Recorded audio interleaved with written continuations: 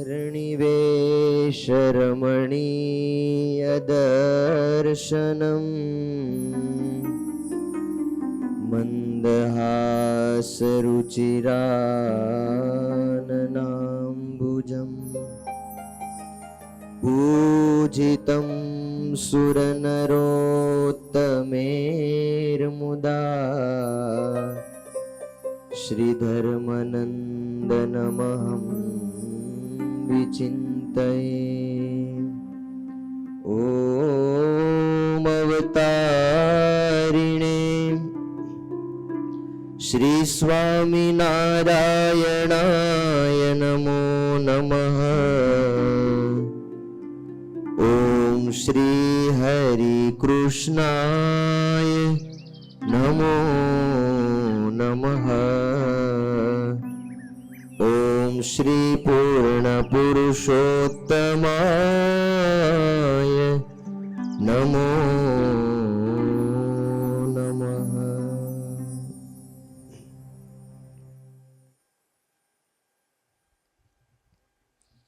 श्री वचनामृतम। स्वामीनारायण हरे, स्वामीनारायण हरे। સંવત 1877 ફાગણ સુધી ચોથને દિવસ શ્રીજી મહારાજ ગામ શ્રી પંચાળા મધ્યે ઝીણાભાઈના દરબારમાં ઓટા ઉપર ઢોલિયો ઢળાવીને બિરાજમાન હતા અને મસ્તક ઉપર ધોળો ફેંટો બાંધ્યો હતો તથા ધોળો અંગરખો પહેર્યો હતો તથા ધોળો ખેસ પહેર્યો હતો તથા ધોળી પછેડી ઓઢી હતી અને માથાના ફેંટાનો પેચ જમણી કોરે છૂટો હતો અને પોતાના મુખારવિંદની આગળ પરમહંસ તથા દેશ દેશના હરિભક્તની સભા ભરાઈને બેઠી હતી. મહારાજ પંચાળામાં બિરાજમાન છે. વચનામૃત થોડું મોટું છે એટલે આગળથી આપણે શ્રવણ કરીએ. પછી શ્રીજી મહારાજ બોલ્યા છે, ભગવાનના સુખનું અતિશયપણું બુદ્ધિવાનને જાણ્યામાં આવે છે. તેણે કરીને સારા વિષય તે ભૂંડા થઈ જાય છે અને સંસારમાં જે પશુ, મનુષ્ય, દેવતા, ભૂત ઇત્યાદિક જ્યાં જ્યાં પંચ વિષય સંબંધી સુખ જણાય છે તે ધર્મે સહિત જે કિંચિત ભગવાનનો સંબંધ છે તેણે કરીને છે. પણ પંડે ભગવાનમાં જેવું સુખ છે તેવું કોઈને વિશે નથી. જેમ આ મશાલ બળે છે તે મશાલને સમીપે જેવો પ્રકાશ છે તેવો થોડેક છેટે નથી અને તેથી ઘણે છેટે તો મૂળગો નથી. તેમ બીજે ઠેકાણે તો કિંચિત સુખ છે અને સંપૂર્ણ સુખ તો ભગવાનના સમીપમાં રહ્યું છે. અને જેટલું ભગવાનથી છેટે થવાય છે તેટલા સુખમાં ન્યૂનતા થાય છે. માટે જે મુમુક્ષુ હોય તે પોતાના હૃદયમાં એમ વિચારે છે, જેટલું મારે ભગવાનથી છેટું થશે તેટલું દુઃખ થશે અને મહાદુખ્યો થઈશ. અને થોડેક ભગવાનને સંબંધે કરીને એવું સુખ થાય છે, માટે મારે ભગવાનનો સંબંધ અતિશય રાખવો છે. અને હું અતિ સંબંધ રાખીશ તો મારે ઉત્કૃષ્ટ સુખની પ્રાપ્તિ થશે. એમ વિચારી અને ભગવાનના સુખનો લોભ રાખી અને જેમ ભગવાનનો સંબંધ અતિશય રહે તેમ ઉપાય કરે તેને બુદ્ધિવાન કહીએ.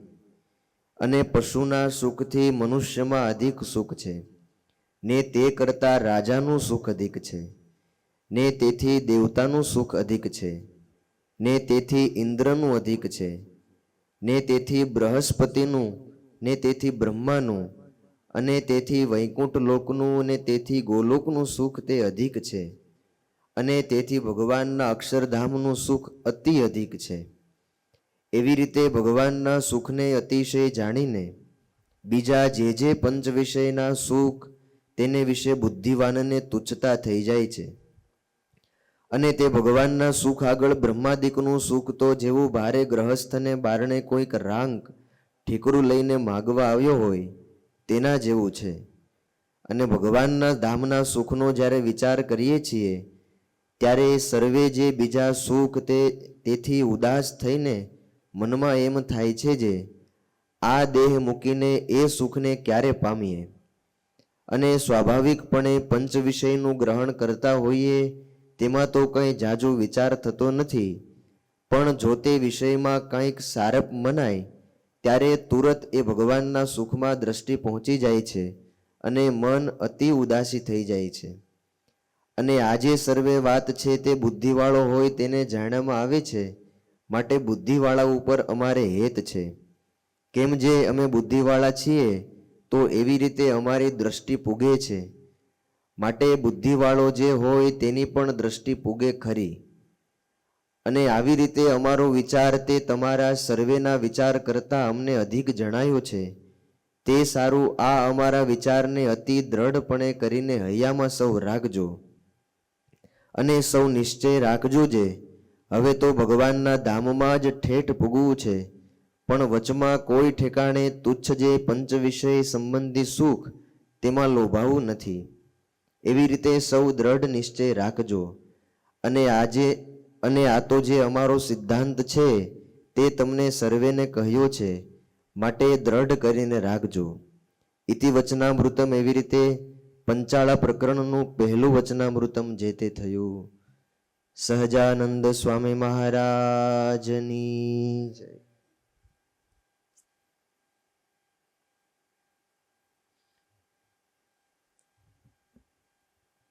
આ વચનામૃતની અંદર મહારાજે પોતે પણ એક નિશ્ચય કર્યો અને આપણને સૌ કોઈને એ નિશ્ચય કરાવ્યો.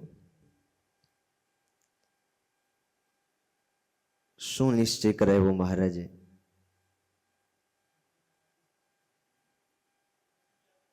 ભગવાનનું સુખ એ પ્રાપ્ત કરવું છે, પણ પંચ વિષયના સુખમાં લોભાવું નથી. કારણ કે ભગવાનના સુખની મહત્તા આ વચનામૃતની અંદર મહારાજે એટલી બધી કહી. મહારાજે આખી હાયરાર્કી બતાવી, સિક્વન્સ. આના કરતા આનું સુખ વધારે, આના કરતા આનું સુખ વધારે. અને સૌથી છેલ્લે મહારાજ કહે સૌથી વધારે જો સુખ હોય તો એ ભગવાનની મૂર્તિમાં છે. અહીંયા જે ભક્તો પધાર્યા છે તમારા દર્શન થાય છે, બધા જ ભક્તો ભગવાનની મૂર્તિનું સુખ લેનારા ભક્તો છે. પણ છતાંય આપણે જો કમ્પેરિઝન કરીએ અનુભવ પ્રમાણે તો વધુ સુખ ભગવાનની મૂર્તિમાંથી આવે છે કે માયિક પંચ વિષયમાંથી આવે છે? ઉપનિષદમાં આ વાત બહુ સરસ એક શ્લોક દ્વારા સમજાવી છે. પરાંચી ખાની વ્યતૃણત સ્વયંભુ પરાન પશ્યન નાંતરાત્માન કશ્ચિત ધીરઃ. ઉપનિષદકાર એવું કહે છે, કશ્ચિત ધીરઃ પ્રત્યગાત્માનમ ઈક્ષ્ય આવૃત્ત ચક્ષુઃ અમૃતત્વમ ઈચ્છન. ભગવાને ઇન્દ્રિયોની રચના એવી કરી છે કે એ માત્ર ને માત્ર બહાર જ જાય છે. 1 નંબરની સ્લાઇડ બતાવજો. ઇન્દ્રિયો જે પંચ જ્ઞાનેન્દ્રિય અને પંચ કર્મેન્દ્રિયો ભગવાને બનાવી છે એ માત્ર ને માત્ર બહારનું સુખ જ ઈચ્છે છે. અંદર જે ભગવાનનું સુખ છે, જે સુખની સ્વામિનારાયણ ભગવાને આ વચનામૃતમાં વાત કરી છે, એ સુખ સરળતાથી મળતું નથી. માયાના સુખની અનુભૂતિનો ગ્રાફ હંમેશા ઉપર જતો જાય અને ભગવાનની સુખની અનુભૂતિનો ગ્રાફ હંમેશા, એનું શું કારણ છે? શ્રીજી મહારાજે આ વચનામૃતમાં કહ્યું કે ભગવાનની મૂર્તિનું સુખ એ તો કોઈ લેવાવાળો હોય એને આવે. ઉપનિષદમાં બ્રહ્મસૂત્રમાં પણ આ વાત કરી, યદંતઃ તદ અન્વેષ્ટવ્યમ તદવાવ જિજ્ઞાસિતવ્યમ. મૂર્તિનું સુખ તો છે જ, પણ કોઈ શોધે ને એને મળે છે. લીમડો મીઠો કે કડવો? લીમડો મીઠો કે કડવો? બે હોય. આપણે કડવા લીમડાની વાત કરો, કેવો લાગે? કડવો. પણ એ લીમડાનું ફૂલ હોય અને ત્યાં કોઈ મધમાખી જઈને બેસે તો તમે મોઢામાં મૂકો તો એ કડવો લાગે, થૂથું કરીને કાઢી નાખીએ. પણ કોઈ મધમાખી જો ત્યાં જઈ અને લીમડાના ફૂલ ઉપર બેસે તો એમાંથી સારામાં સારું મીઠામાં મીઠું મધ બનાવી દે. એમાંથી પણ મીઠાશ એને, જો લીમડાના ફૂલમાં પણ મીઠાશ છે, પણ મધમાખી પાસે એવી કેપેસિટી છે કે એમાંથી એ મીઠાશ કાઢી શકે છે. એમ ભગવાનની મૂર્તિમાં પણ એવું સુખ છે, પણ એવા કોઈ મુક્ત કે ભક્ત હોય કેપેસિટી વાળા તો એ એમાંથી સુખને કાઢી શકે છે. એટલે બ્રહ્મસૂત્રમાં કીધું તદ્વેવ અન્વેષ્ટવ્યમ તદ્વાવ જિજ્ઞાસિતવ્યમ. એ સુખ શોધે એને મળે છે. શાસ્ત્ર કહે છે સુખ છે એટલે ખોટું તો હોય. તૈતરીય ઉપનિષદમાં આનંદ મીમાંસા નામનું પ્રકરણ છે અને એમાં બધાના આનંદની મીમાંસા કરી છે, સુખની મીમાંસા કરી છે. આખું કોષ્ટક બતાવ્યું છે. આનંદાધિકરણ જેને કહેવામાં આવે છે. શેષા આનંદસ્ય મીમાંસા ભવતી. કોઈ 20 વર્ષનો યુવાન હોય અને એને આપણે કહીએ કે સુરત જિલ્લો આખો તારો, એને કેટલો આનંદ થાય? થાય કે ન થાય? તો આપણને કોઈ કહેતું નથી. એના કરતા આગળ કોઈ એમ કહે કે આખો ભારત દેશ તારો, તો આનંદ થાય. કોઈ એમ કહે વિશ્વની જેટલી સંપત્તિ છે બધાના માલિક તમે, તો એને કેટલો આનંદ થાય? એટલે અહીંયા કહ્યું કે કોઈને આખી પૃથ્વીનું રાજ્ય મળી જાય ને એને એક માનુષ આનંદ કહેવાય. એકો માનુષ આનંદ ઉપનિષદની ભાષામાં. હવે આપણે તો મનુષ્યના આનંદની વ્યાખ્યામાંથી જ બાદબાકી થઈ જાય આપણી તો, કારણ કે આમાંથી કોઈને રાજ્ય છે ભાઈ પૃથ્વીનું, આખા પૃથ્વીનું.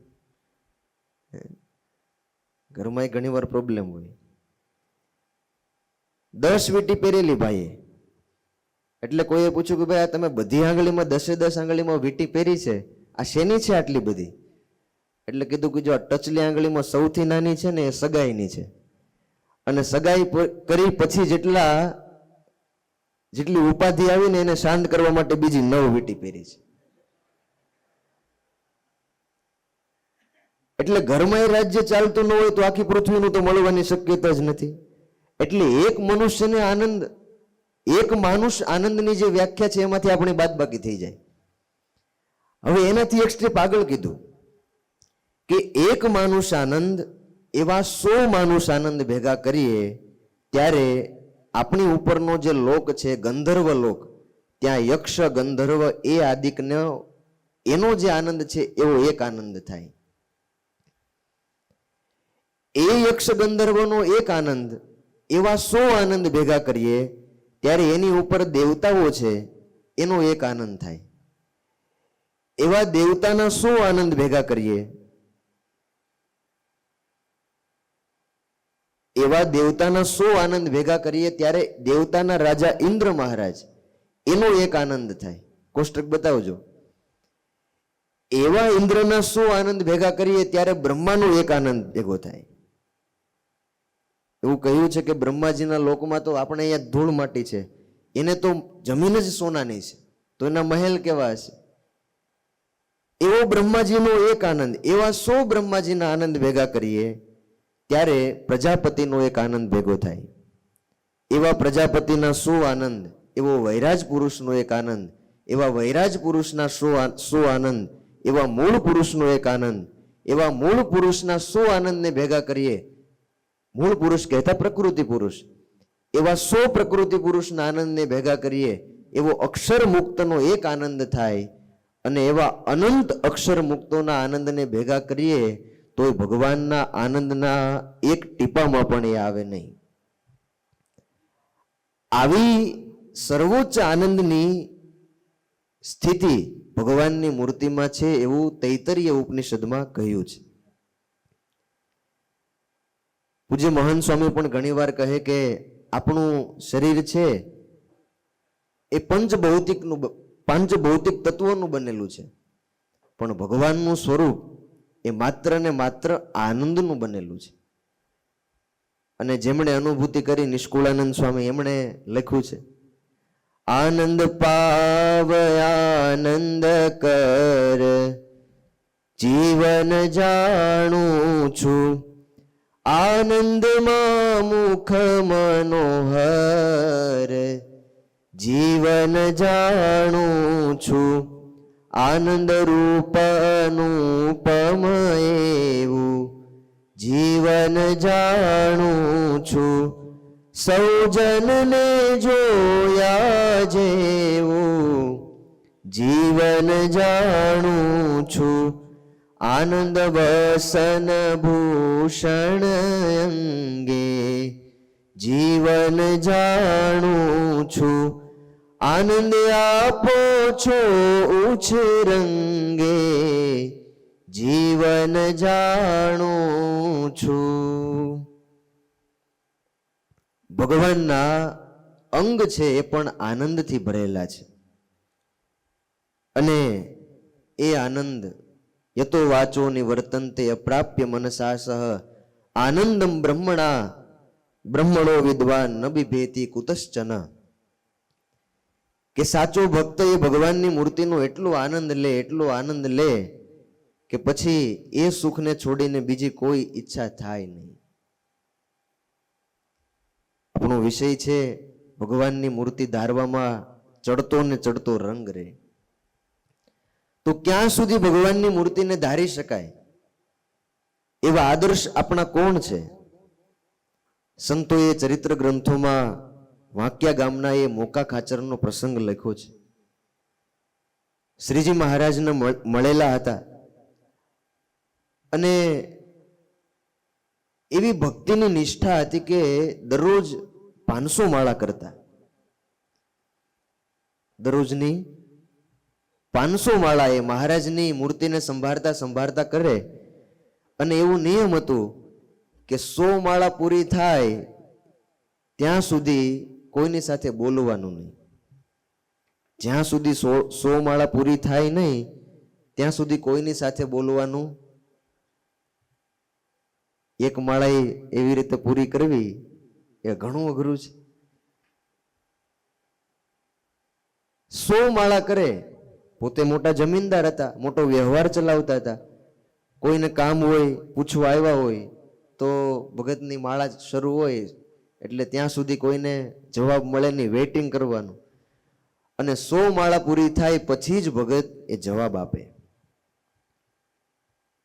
એક એક મણકે જાણે આમ શ્રીજી મહારાજને હોકારા ભણે. મુક્તાનંદ સ્વામીએ માળા કરતા ધ્યાન કરતા શીખવું છે. કેવી રીતે માળા કરવી, કેવી રીતે ધ્યાન કરવું. મહારાજ પાસે નિયમ લેવા ગયા સ્વામીએ 50 માળાનું નિયમ લીધું, બીજા બધાએ તો ઘણી લીધી. પણ સ્વામીએ કીધું કે મહારાજ એક પણ સંકલ્પ વિના આખી માળા પૂરી કરવાની. સંકલ્પ થાય તો માળા પહેલેથી શરૂ કરવાની.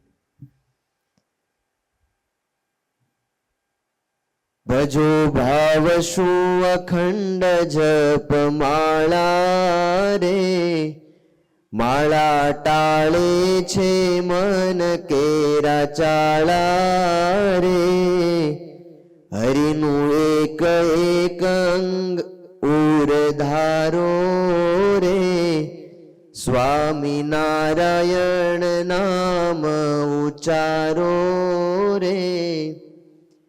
મહારાજનું એક એક અંગ ધારતા મહામંત્રના ઉચ્ચારણ સાથે એ મોકા ખાચર માળા કરે. કેટલી માળા કરવાની કોન્સ્ટન્ટલી? 100 માળા. હવે મોટા જમીનદાર એકવાર કોઈની સાથે જમીન બાબતે વિવાદ થયો. એમણે જઈ અને અંગ્રેજ અમલદાર એને ફરિયાદ કરી કે આવી રીતે અમારી જમીન બાબતે કેસ થયો છે, એટલે હુકમ આવ્યો મોકા ખાચરને કે તમે આવો અંગ્રેજ સાહેબની કચેરીમાં મળો, કેસ બાબતે ચર્ચા કરવાની છે. એટલે મોકા ખાચર આવ્યા. લાંક સાહેબ એ અંગ્રેજ સરકાર હતા. એમની પાસે આવી અને થોડી ચર્ચા કરી. ભગતનું વર્તન જોયું એટલે લાખ સાહેબને ગુણ આવ્યો અને પછી કીધું કે આવો હું તમારી સાથે તમારા ગામ આવું. વાક્યા ત્યાં જઈને આપણે જોઈ લઈએ, જમીનનો કેસ પતાવીએ. એટલે અંગ્રેજ સરકાર અને આ મોકા ખાચર બંને ઘોડા ઉપર બેસી અને વાક્યા આવવા માટે નીકળ્યા. આગળ અંગ્રેજ સરકારનો ઘોડો અને પાછળ એ મોકા ખાચર. પણ ભાઈ હવે રસ્તો લાંબો હોય એટલે ભજનનો નિયમ પૂરું તો કરવું પડે. એટલે ઘોડા ઉપર બેઠા બેઠા ભગતે માળા શરૂ કરી. ઘણા ભક્તોને એવો નિયમ હોય, સારી ટેવ હોય કે સ્ટીયરિંગ ઉપર એનું કાઉન્ટર ચાલુ હોય. આ લોકનો રસ્તો તો કપાઈ જાય પણ અક્ષરધામનો રસ્તો વેલો કપાઈ જાય. આવી સારી ટેવ હતી. એટલે ઘોડા ઉપર બેઠા પણ સ્વામિનારાયણ સ્વામિનારાયણ સ્વામિનારાયણ માળા શરૂ. અને મહારાજની મૂર્તિમાં મન.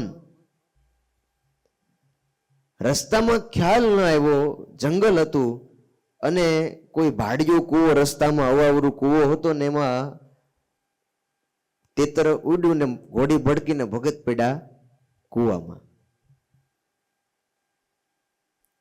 આપણને રસ્તે જતા હોય ને કૂવામાં પડી જઈએ તો શું કરીએ? બૂમ પાડીએ ને, બચાવો કોઈ છે. પણ મોકા ખાચર એ કૂવામાં પડી ગયા છતાંય ત્યાં બેસી અને ભજન શરૂ કરી દીધું. કારણ કે નિયમ હતું ને, 100 માળા પૂરી થાય ત્યાં સુધી બોલવાનું નહીં. સ્વામિનારાયણ સ્વામિનારાયણ મહારાજની મૂર્તિમાં મન પરોવી. હવે પેલા અંગ્રેજ સરકાર આગળ ગયા. એને તો ખબર હતી નહીં, 10-15 મિનિટ થઈ, પાછળ જોયું પેલા મોકા ખાચર દેખાય નહીં. એટલે ઘોડો પાછો વાળ્યો. અંગ્રેજ સરકાર પહોંચે પેલા લાખ સાહેબ ત્યાં સુધીમાં માળા પૂરી થઈ ગઈ ને પછી કીધું કે સાહેબ જોવો છો શું, મને બહાર કાઢો. અને પછી બહાર કાઢ્યા. એક પગમાં જે હાડકું હતું એ ભાંગી ગયેલું. ઘોડા ઉપર માંડ માંડ બેસાડ્યા. અને ત્યારે લાખ સાહેબે પૂછ્યું કે આવી રીતે કૂવો પડી ગયા, કૂવામાં તો બોલાય નહીં, હું તમને બચાવત તમે બોલ્યા નહીં. અને ત્યારે એમણે હાથ જોડીને કહ્યું કે મારે નિયમ છે કે દરરોજની 500 માળા કરવાની અને 100 માળા પૂરી ન થાય ત્યાં સુધી એક શબ્દ પણ બોલવાનો. પેલા અંગ્રેજ અધિકારીને એટલો બધો ગુણ આવ્યો કે આવી રીતે તમે જો નિયમની દ્રઢતા રાખતા હોય, તમારા ભગવાનનું ભજન કરતા હોય તો તમારો ક્યારેય વાંક હોય જ નહીં. ત્યાંને ત્યાં કાગળ કાઢ્યો અને નિર્દોષ સાબિત કરી લખી નાખ્યું કે ભગતનો કોઈ વાંક નથી, ભગત નિર્દોષ છે. લાખ સાહેબ પોતાની કચેરી ગયા અને આ મોકા ખાચર હતા એ પોતાના ગામ વાક્ય આવ્યા. અને પછી ખાધું પીધું ને તમે ભૂલી બહુ જાઓ છો. રાજ તો કરવાનું જ હતું, એને ભજન કર્યું. કારણ કે આવી રીતે નિયમધારી હોય તો એ ભજન જ કરે ને. કેટલું એને ભગવાનની મૂર્તિમાં સુખ આવતું હશે. આવી શારીરિક પરિસ્થિતિ આપણી વચ્ચે પૂજ્ય સ્વામી પધાર્યા છે, સંતો પધાર્યા છે. સ્વામીનું આપણે સ્વાગત કરીએ.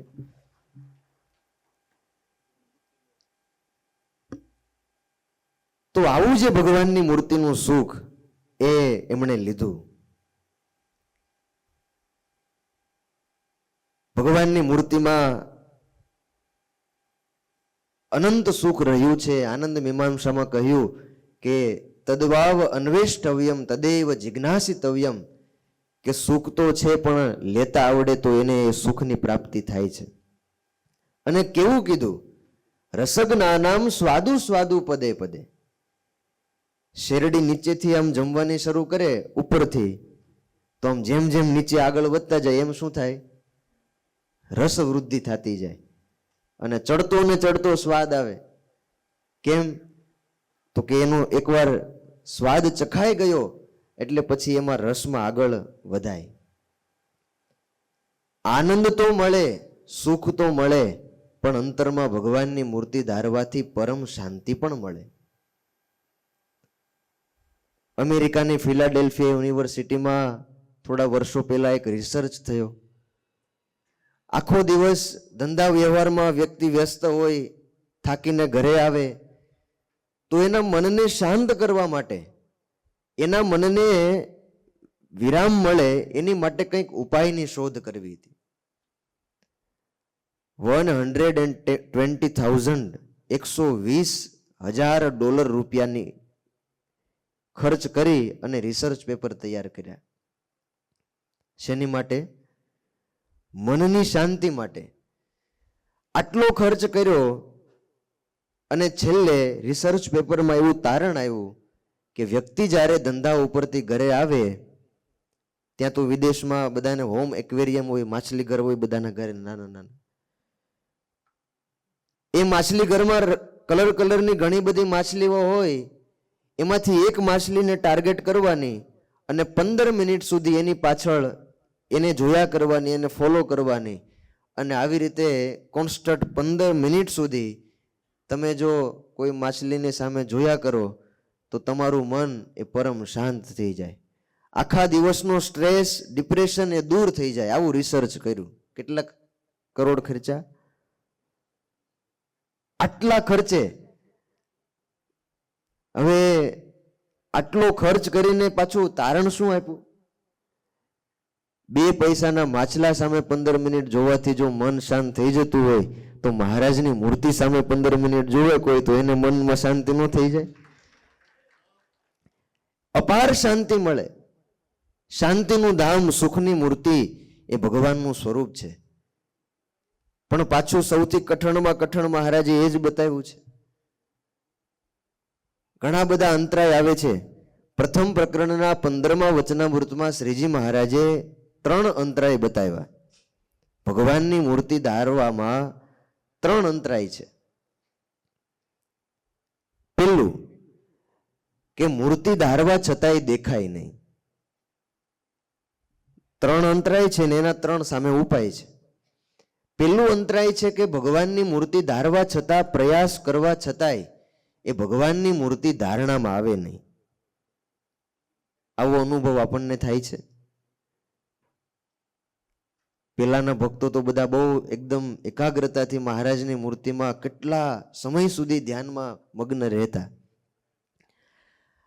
આજની ટેકનોલોજી એવું કહે છે કે આજે વ્યક્તિનો એટેન્શન સ્પાન માત્ર 8 સેકન્ડનો થઈ ગયો છે. 8 સેકન્ડ સુધી જ આપણું મન કોઈ એક જગ્યાએ સ્થિર રહી શકે છે. 8 સેકન્ડ પછી 9મી સેકન્ડે તરત આપણા મનને ચેન્જ જોઈએ. કારણ કે ફાસ્ટ યુગ થઈ ગયો ને. વ્હીલ્સનો અને રીલ્સનો જમાનો છે અત્યારે. વ્હીલ્સ, આજે બધાને ઝડપથી પહોંચી જવું છે. અને બીજું છે રીલ્સ. આમ 1 સેકન્ડમાં ક્યાંના ક્યાં પહોંચાડી દે. સ્ક્રોલિંગ શરૂ કરો એટલે એનો કાંઈ અંત આવે. એટલે મન એટલું બિઝી થઈ ગયું છે મોબાઈલમાં, અને એના કારણે આપણો કોન્સન્ટ્રેશન સ્પાન એ માત્ર 8 સેકન્ડ છે. પ્રયાસ કરવા છતાંય, પ્રમાથી બલવદ દ્રઢમ, પ્રયાસ કરવા છતાંય ભગવાનની મૂર્તિમાં આપણું મન સ્થિર થતું નથી. પણ મહારાજે કહ્યું કે ધારતા ધારતા 5 વર્ષ થાય, 10 વર્ષ થાય. એવા ભક્તોના આપણી સામે ઉદાહરણો છે કે જેમણે શ્રદ્ધા રાખી ભગવાનની મૂર્તિ ધારવામાં. ભુજના અક્ષર પુરુષ દાસ સ્વામી સમર્થ થઈ ગયા. એમણે એક સરસ મજાનો પ્રસંગ લખ્યો છે કે ભક્તને ભગવાનની મૂર્તિ ધારવામાં કેટલો દાખલો, કેટલો પ્રયાસ કરવો. સોરઠના એક હરિરામ ભગત, નામ જ હતું હરિરામ ભગત, જેને હરિની મૂર્તિમાં જ આરામ હતો. હાલતા ચાલતા બસ ભગવાનની મૂર્તિને સંભાળ્યા કરે, ભગવાનની મૂર્તિનું સુખ લે. ખેતરે ગયા હોય, હળ ચલાવતા હોય તો એવી આમ એમણે ધારણા કરેલી, અભ્યાસ કરેલો કે હળની આગળ મહારાજની મૂર્તિ ચાલે. પોતે ખેતી કરતા હોય તો એમ ભગવાનની મૂર્તિ એનું સ્મરણ કરતા જાય. અને આવા તો ઘણા ભક્તો, એના દ્રષ્ટાંતો છે. આકડિયા ગામના મેપા ભગતની વાત આપણે સાંભળીએ છીએ પેલા ઉનાળાનો સમય હતો ને કપાસ એની હાઠીઓ હુડાવવા માટે દાડિયા કરેલા.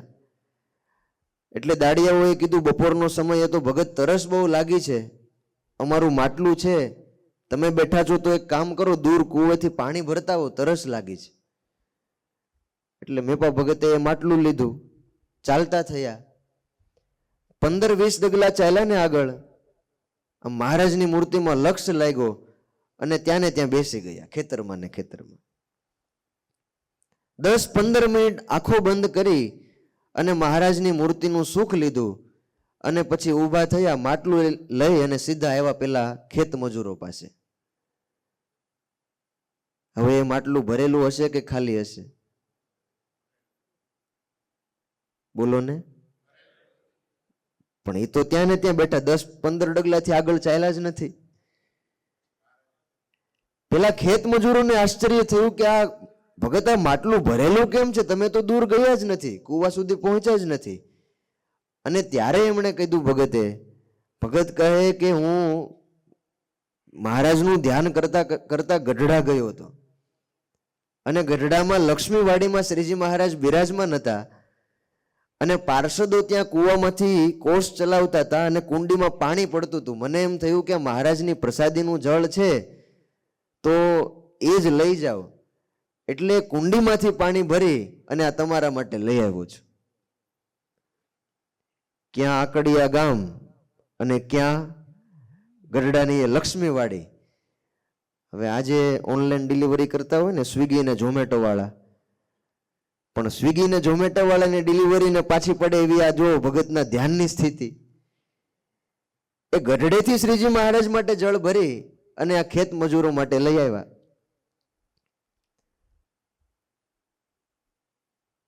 તો આજે ભગત આપણે વાત કરતા હતા, હરિરામ ભગત, એ હળ ચલાવતા હતા પણ છતાં એ મહારાજની મૂર્તિ સામે લક્ષ્ય રાખી અને બસ ખેતીનું કામ કરે, મહારાજની મૂર્તિને મૂકે નહીં.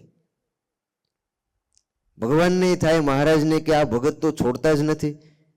મહારાજે વિચાર કર્યો કે ભગતની પરીક્ષા કરવી છે.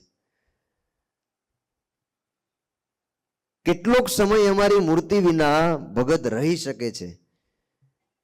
મહારાજે પરીક્ષા લેવાનું ધાર્યું અને મહારાજે સંકલ્પ કર્યો ને, ભગતના ચૈતન્યમાં જે મૂર્તિ દેખાતી હતી ને એ દેખાતી બંધ થઈ ગઈ. આપણી પરીક્ષા મહારાજે લીધી હોય તો, પણ એવો તો અવસર આવે તો ને. મૂર્તિ દેખાતી બંધ થઈ ગઈ, ભગત ત્યાં ને ત્યાં ઉભા રહી ગયા. પોતે હળ ચલાવતા હતા ને, મહારાજની મૂર્તિ કેમ દેખાતી નથી? પ્રયાસ કરે 5 મિનિટ 10 મિનિટ, પણ ભગતે સંકલ્પ કર્યો કે જ્યાં સુધી મહારાજની મૂર્તિ દેખાય નહીં ને ત્યાં સુધી આગળ ચાલવું નથી. હવે ભાઈ ભગવાનને પરીક્ષા લેવાનો સંકલ્પ કર્યો હોય ને ભગવાને ધાર્યું હોય પછી દેખાય. અક્ષર પુરુષદાસ સ્વામીએ લખ્યું, આખો દિવસ પસાર થઈ ગયો, રાત પડી ગઈ, તો એ ભગત ત્યાં ને ત્યાં ઉભા રહ્યા. 1 દિવસ 2 દિવસ 3 દિવસ સુધી સ્વામી કહે કે ભગત એ ત્યાંથી આગળ ડગલું ચાલ્યા. કેવો આદર્શ છે આપણા માટે. 3 દિવસ સુધી આમ મહારાજની મૂર્તિ ધારવાનો પ્રયાસ કરે પણ આમ કુંડાળા જ દેખાય, બીજું કઈ ધ્યાનમાં આવે જ નહીં મહારાજની મૂર્તિ. અને પછી એમનો આ દાખલો જોયો અને મહારાજ રાજી થયા, ખેતરમાં મહારાજ પ્રગટ થયા અને મહારાજે પોતાનો અભયહસ્ત હતો ને એ ભગતની માથે મૂકી દીધો કે તમારી મૂર્તિ ધારવાની શ્રદ્ધા જોઈ અને અમે રાજી થયા છીએ. અમે આજથી તમને આશીર્વાદ આપીએ છીએ કે અમારી મૂર્તિ હવે તમને અખંડ તમારી નજર સમક્ષ દેખાશે. ભગવાન રાજી થઈ ગયા.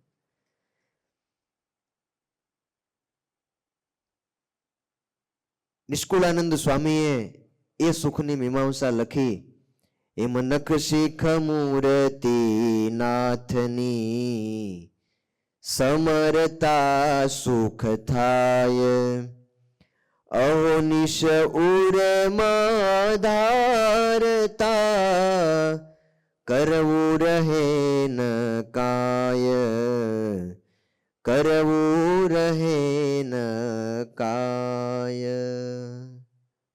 અહોનિશ ઉર્મા ધારતા. અહોનિશ એટલે રાત્રિ દિવસ. ધારવા છતાંય મૂર્તિ ન દેખાય. બ્રહ્મસૂત્રમાં ભગવાન વેદવ્યાસ એવું કહે છે કે તત્તુ તિરોહિતમ પરાભિધ્યાનાત, કે ભગવાનની મૂર્તિ તિરોધાનને પામી જાય છે. કેમ? તો કે પરાભિધ્યાનાત. જેટલું આપણા હૃદયમાં વિષયનું ચિંતવન થાય, જગતના પદાર્થોનું ચિંતવન થાય, એટલી એ મૂર્તિ અંતરમાંથી તિરોહિત થઈ જાય. અને જેટલું ભગવાનનું ચિંતવન વધે એટલું એ ભગવાનની મૂર્તિનું સુખ વધારે ને વધારે આવે. 15મા વચનામૃતમાં મહારાજે બીજું કારણ બતાવ્યું ભગવાનની મૂર્તિમાં ધારણા કેમ નથી રહેતી. મહારાજ કહે કે ઘાટ સંકલ્પ અંતરાય કરે. મૂર્તિ ધારતા હોઈએ અને એ વખતે અંતરમાં ઘાટ સંકલ્પ થાય તો પણ એ મૂર્તિની ધારણા ન થાય. એટલા બધા વિચારો આપણા મનની અંદર આવે છે. આજનું ગ્રોઈંગ ન્યુરોસાયન્સ એવું બતાવે છે કે there are 7 mind moments in one કૃતિ. એક કૃતિ, એક શ્રુતિ. એક શ્રુતિની અંદર આપણા મનમાં 7 વિચાર આવે છે. એક શ્રુતિ એટલે 1 સેકન્ડનો 34,000મો ભાગ. તમને મનાય છે? આ તો આના જેવું છે. સુરા ખાચરને પૂછ્યું કે કેટલા સંકલ્પ થાય છે? મહારાજને કે મહારાજ સંકલ્પ કાણો ન થાય. પણ મુક્તાનંદ સ્વામીએ શું કર્યું? 1 સેકન્ડનો 34,000મો ભાગ, એક કૃતિ, એમાં 7 વિચાર આવે છે, 7 માઇન્ડ મોમેન્ટ્સ થાય છે. તો 1 સેકન્ડની ગણતરી કરીએ ને તો 1 સેકન્ડમાં 2,38,000 વિચાર આવે છે. અને આ જ કેલ્ક્યુલેશન આગળ વધારીએ અને કલાકનું કેલ્ક્યુલેશન કરીએ તો 1 કલાકમાં એપ્રોક્સ 1 અબજથી વધારે વિચાર આપણા મનની અંદર આવે છે. એટલે માનવ મનમાં વિચારની જે આ ઘટમાળા ચાલે છે, ગાઢ સંકલ્પ અનંત થાય છે, આટલા બધા વિચારો આવે છે ને એની વચ્ચે એ મનને ભગવાનની મૂર્તિમાં સ્થિર કરવું એટલે નાની વાત તો કહેવાય. હવે આપણને વિચાર આવે છે કે નથી આવતા? એક ભાઈને તો એટલા બધા વિચાર આવતા હતા, એટલા બધા વિચાર આવતા હતા, આખો દી વિચાર જ કરે, વિચાર જ કરે. એટલે કોઈએ કીધું કે તમે કંઈક કામ ધંધો કરો, આખો દી વિચાર જ કર્યા કરો છો. તો કે પણ એટલા બધા આવે છે એનું કરવું શું? તો કે એક માણસ રાખી લો વિચારવા માટે, તમારા હાટનું એ વિચાર છે. એટલે પગારદાર માણસ રાખ્યો. આવ્યો એટલે પૂછ્યું કે મારે શું કરવાનું? બસ તારે વિચાર્યા કરવાનું. પગાર 500 પાઉન્ડ. એટલે પેલા વ્યક્તિએ પૂછ્યું કે તમારો મૂળ પગાર 300 પાઉન્ડનો છે, તમે મને 500 પાઉન્ડ કઈ રીતે આપશો? તો કે મંડ વિચારવા, ધંધો શરૂ, જોબ શરૂ થઈ ગઈ, વિચારવાનું શરૂ કરી દે. ઘણી વાર બેઠા હોય તો આપણે વિચાર કરીએ કે ઘણો સમયથી વિચારું છું પણ એક વિચાર આવતો જ નથી. આવતો હોય કે ન આવતો હોય, અનંત વિચારોનો પ્રવાહ ચાલુ છે. અને એટલા માટે આવા ચંચળ મનને, ચંચલમ હિ મનઃ કૃષ્ણ પ્રમાથી બલવદ દ્રઢમ, એવું બળવાન છે, પ્રમાથી છે કે ભગવાનના સુખ લેતું હોય, ભગવાનનું સુખ લેવાતું હોય એમાંથી ખેંચીને આપણને ક્યાં લઈ જાય? વિષયમાં લઈ જાય.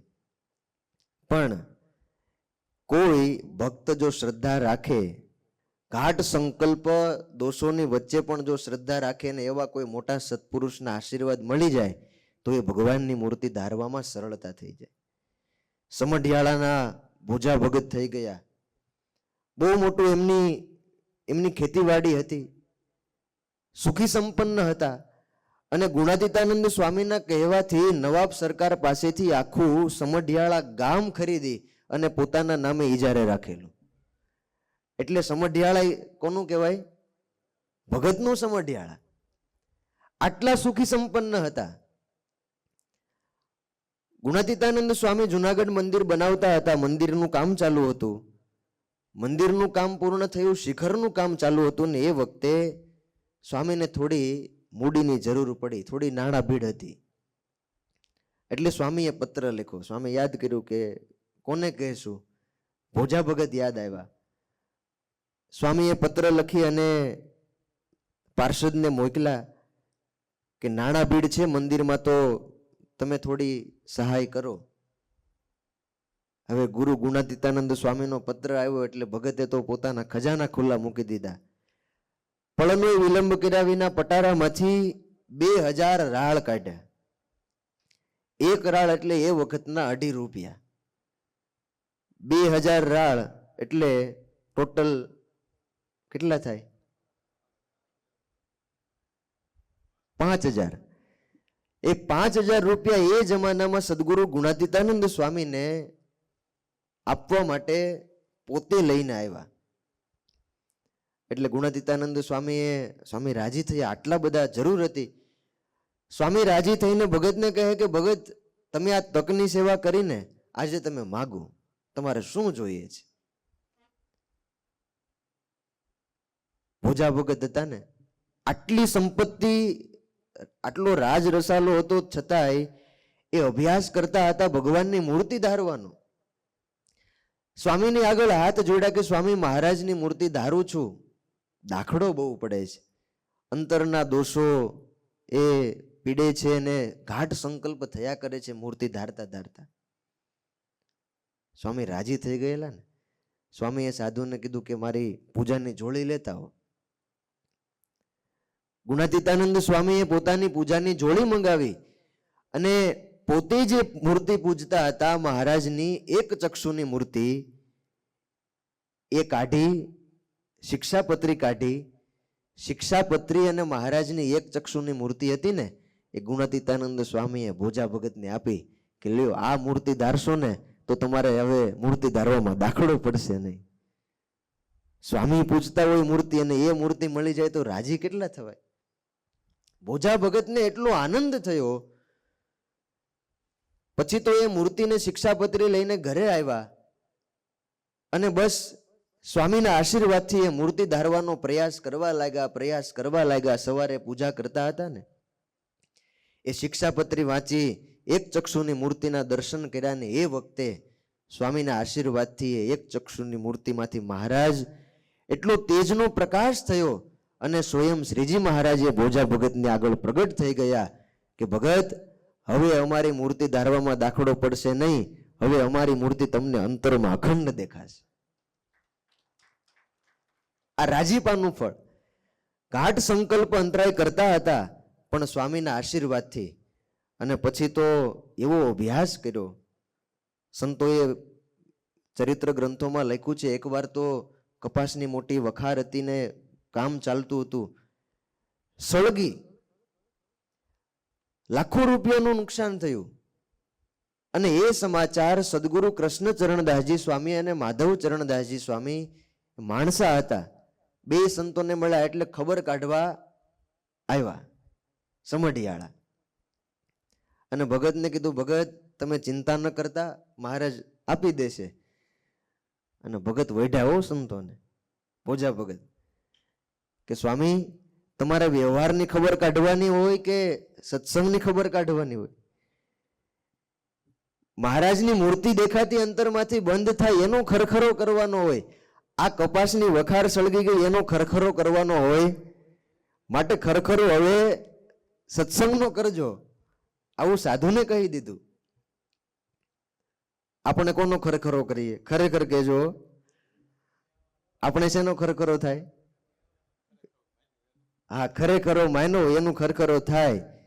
પણ એ ભગત માનતા હતા કે જે કઈ વ્યવહારમાં અત્યારે હું છું એ નાશવંત છે, પણ જેટલી મારા અંતરમાં ભગવાનની મૂર્તિની ધારણા થઈ હશે એટલું મને એ કામ લાગશે. બાકી આ સંસાર તો મિથ્યા છે. ન્યાયશાસ્ત્રની અંદર મિથ્યોપપત્તિ સમજાવી છે કે આ સંસારની જેટલી કઈ સંપત્તિ છે, વૈભવો છે, સુખો છે, એ કઈ રીતે મિથ્યા છે. પૂજ્ય સ્વામી ઘણી વખત સમજાવે છે પાઠશાળામાં. એક શ્લોક આપ્યો છે, એષઃ વંદ્યાસુતો યાતિ ખપુષ્પકૃત શેખરઃ મૃગતૃષ્ણામ વશિસ્નાતઃ શશશૃંગ ધનુર્ધર. સમજાઈ ગયું? તો સમજાવું. એષઃ વંદ્યા સુતો યાતિ. વંદ્યા એટલે વાંજણી, વાંજણીનો સૂત એટલે દીકરો હોય. ક્યારે? વાંજણીનો દીકરો જઈ રહ્યો છે. વળી પાછું આગળ કીધું, ખ પુષ્પકૃત શેખર, આકાશના પુષ્પની માળા પહેરીને જઈ રહ્યો છે. પુષ્પ ક્યારે આકાશમાં ઉગે? એ જમીન ઉપર જ ઉગે. વળી કીધું કે શશશૃંગ ધનુર્ધર, સસલાના શિંગડાનું ધનુષ બનાવી અને એને હાથમાં લઈને જઈ રહ્યો છે. સસલાને શિંગડા હોય. અને મૃગ તૃષ્ણાંબસી સ્નાતઃ, પેલા ઝાંઝવાના જળ હોય ને એનાથી સ્નાન કરી અને પોતે ચાલ્યો જાય છે. હવે આમાંથી એક કઈ વાત ને કઈ બંધ બેસે છે? બસ ન્યાયશાસ્ત્ર એવું કહે છે કે આ મિથ્યા ઉપપત્તિ છે. સંસારમાં જે કંઈ વૈભવ એ ભગવાનનો ભક્ત એમ માને કે એ બધી જ મિથ્યા ઉપપત્તિ છે.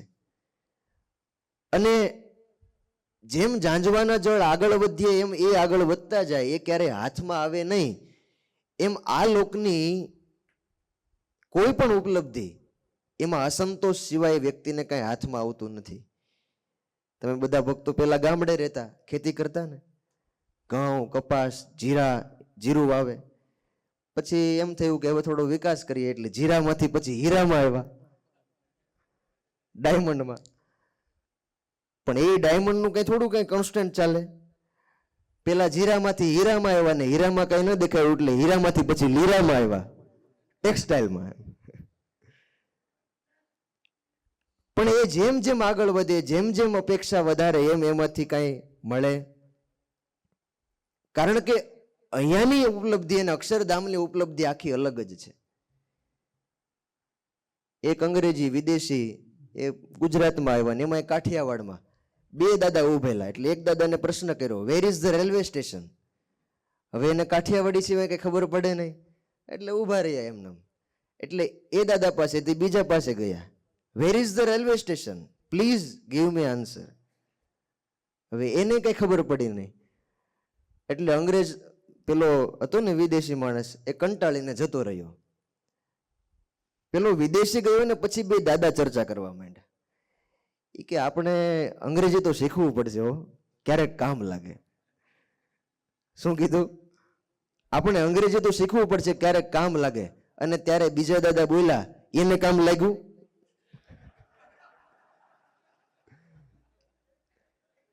એને કામ લાગ્યું, એને આવડતું જ તું ને, પણ એને કામ લાગ્યું.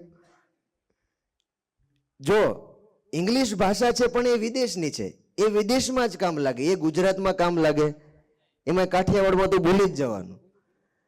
એમ અક્ષરધામની ભાષા, અક્ષરધામની જે સુવિધાઓ છે અને આ લોકની સુવિધાઓ અલગ છે. ઇંગ્લિશ બોલતા હોય ને અત્યારે બોલબાલા હોય કે ન હોય, પણ અહીંયા થાય નહીં. એમ આ લોકમાં બોલબાલા ભલે ગમે એટલી હોય પણ એ આ લોક પૂરતી જ છે. અક્ષરધામની ભાષા અલગ છે. અને ત્યાંનું સુખ, એ સુખમાં જો દ્રષ્ટિ પહોંચી જાય તો આ સુખ માટે પછી દાખલો બહુ થાય નહીં. આપણે કુશળ કુંવરબાઈની વાત સાંભળીએ છીએ. મહારાજ વસંત પંચમીનો સમયો કરવા માટે ધરમપુર પધાર્યા અને મોટું રજવાડું હતું. 1872ની સાલ હતી. શ્રીજી મહારાજ સમયો પૂર્ણ કરીને મહારાજ ગઢપુર તરફ જતા હતા. હાથીની અંબાડી ઉપર મહારાજ બિરાજમાન અને ઝરૂખામાંથી મહારાજનું દર્શન કર્યું. બસ એ દર્શન કર્યું એ કર્યું. સાગરમાં આધારાનંદ સ્વામી લખે કે પછી એ કુશળ કુંવરબાઈ એ પોતાના ભવનમાં આવ્યા, કક્ષમાં આવ્યા, આસન પાથરીને બેસી ગયા માળા લઈને કે હવે જો હું જમીશ, દેહની ક્રિયા કરીશ તો મારું મન એ ભગવાનની મૂર્તિને ભૂલીને દેહમાં પરોવાશે. એટલે બધી જ ક્રિયાઓનો ત્યાગ કર્યો. જમવાનું બંધ, પાણી પીવાનું બંધ, આરામ બંધ. અને એમ કરતા કરતા 80 વર્ષની બાની ઉંમર હતી અને મહારાજની મૂર્તિ સંભાળવામાં એવો લક્ષ્ય લગાડી દીધો કે સંભાળતા સંભાળતા 15 દિવસ સુધી દેહ ટેકો અને 15મા દિવસે શ્રીજી મહારાજના ધામમાં જતા રહે. એક બાજુ આખું રજવાડું હતું. હવે આવો રાજ વૈભવ અને એની વચ્ચે બસ ભગવાનની મૂર્તિમાં જ મારે જોડાઈ રહેવું છે ને દેહ છોડી દીધો. આટલી કક્ષા સુધી કોણ પહોંચી શકે? કેવું એને ભગવાનની મૂર્તિનું સુખ આવ્યું હશે. લાલચ લાગી હોય ને. નિષ્કુળાનંદ સ્વામીએ કડી ગાઈ છે, આપણે એક કડી ગાઈ અને પછી પૂર્ણ કરીએ. પણ એ કડી નિષ્કુળાનંદ સ્વામીએ ઠરાવ કર્યો છે કે મને મહારાજની મૂર્તિમાં લાલચ લાગી છે ને મારે હવે શું કરવું છે.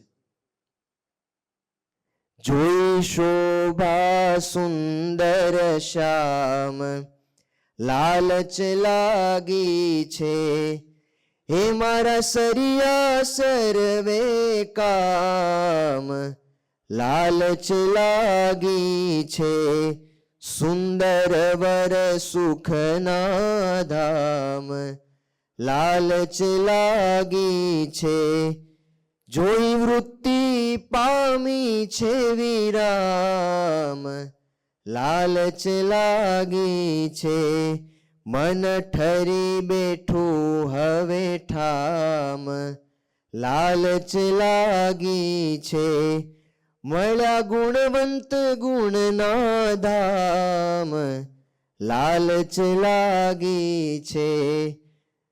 હવે સાંભળવાનું છે. નહીં નિમિષ ભૂલું હવે નામ લાલચ લાગી છે, જપુજી ભાઈ આઠો જામ લાલચ લાગી છે, મળ્યા સહજાનંદ સુખધામ લાલચ લાગી છે, પૂરી નિષ્કુળાનંદની હામ લાલચ લાગી છે. નિષ્કુળાનંદ સ્વામી કહે કે બસ આ મૂર્તિ મળી છે તો હવે મારે નિમિષ પણ ભૂલવી નથી. ભગવાનની મૂર્તિ ધારવામાં ચડતો ને ચડતો રંગ કેવી રીતે રહે, આ બધા પ્રસંગો એ જો આપણે નજર સમક્ષ રાખીએ તો આપણને બળ મળે. દોષો અંતરાય કરતા હોય, ગાઢ સંકલ્પ હોય, ધારવા છતાંય ધરાતી ન હોય, પણ આ ભક્તોના આદર્શને યાદ કરીએ તો મૂર્તિ ધારવામાં આપણને સરળતા રહે. આપણે છેલ્લે એક પ્રેક્ટિકલ એક્ટિવિટી કરવી છે. પાઠશાળામાં અભ્યાસ કરતા ને ત્યારે પૂજ્ય ભક્તિવલ્લભ સ્વામી અમને આ પ્રેક્ટિસ કરાવતા. બધા ભક્તો આમ બે હાથ જોડી રાખીએ. આપણે 2 મિનિટનો સમય લઈએ અને એવું નક્કી કરીએ કે ભગવાનની મૂર્તિને ધારીએ. મહારાજની મૂર્તિ અંતરમાં દેખાય પછી એક પણ ઘાટ કરવો નથી, પ્રયાસ કરવાનો. ઘાટ થઈ જાય તો વળી પાછું આપણે પહેલેથી કે વધુમાં વધુ આપણે મન એક પણ સંકલ્પ કર્યા વિના નિર્વિકલ્પ થઈને ભગવાનની મૂર્તિમાં કઈ રીતે આપણે જોડાઈ શકીએ.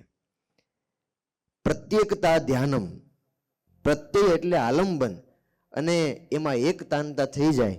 અહીંયાથી ભગવાનના નામની જય બોલાય પછી 2 મિનિટ આપણી પાસે છે. વધુમાં વધુ પ્રયાસ કરીએ કે આપણું મન એ ભગવાનની મૂર્તિમાં નિર્વિકલ્પથી જોડાઈ જાય. બોલો નીલકંઠ વર્ણિન્દ્ર ભગવાનની જય.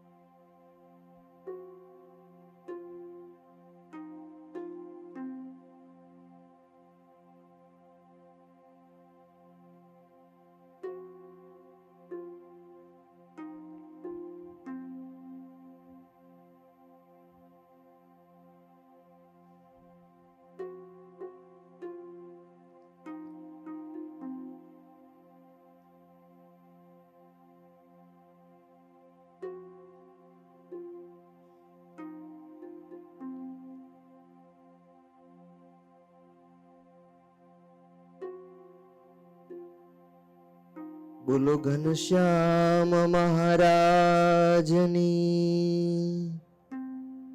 સુખ આવ્યું?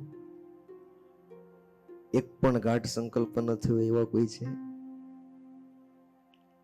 3 સેકન્ડ, 4 સેકન્ડ. ઘણીવાર પ્રયાસ કરીએ, વળી પાછું મન જતું રહે, વળી લાવીએ, વળી જતું રહે. પણ વાલા ભક્તજનો, આવી રીતે અભ્યાસ કરતા કરતા એક દિવસ ભગવાનની મૂર્તિ ધારવામાં પણ આપણને અવશ્ય સફળતા મળે.